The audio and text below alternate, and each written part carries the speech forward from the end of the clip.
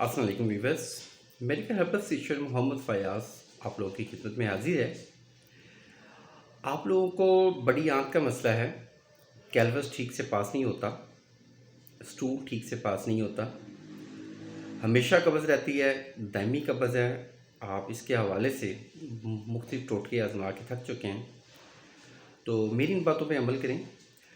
देखें, कॉन्स्टिपेशन तब होती है जब बॉडी में लुब्रिकेशन ना हो, जब आप फाइबर की मकदार कम ले रहे हो।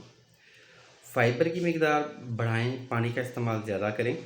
अगर सिगरेट नोशी करते हैं तो जब भी सिगरेट पिएँ फ़ौरन एक गिलास पानी पिएँ।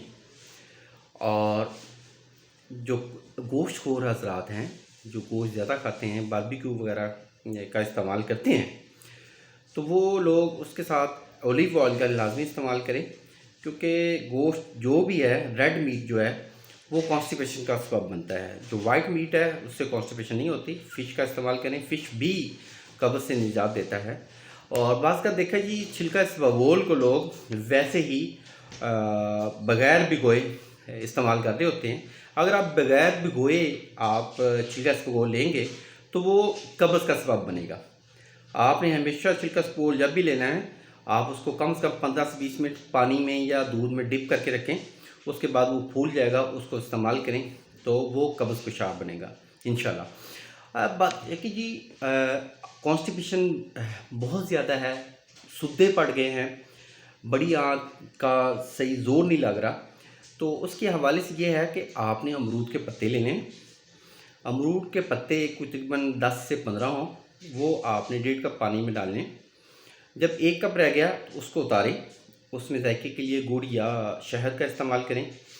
तो अमरूद के पत्तों की चाय पिएंगे तो इससे जिस्म में से जितने भी फासम आते हैं उनका खराज होगा, कब्ज़ से इंशाल्लाह निजात मिलेगी। इसके साथ साथ स्टमक की हालत बहुत ज़बरदस्त हो जाएगी। जिनको एच पैलरी का मसला है वो भी हज़रात इससे ठीक हो जाएंगे इंशाल्लाह। एसिडिटी का मसला रहता है, तज़ाबियत रहती है।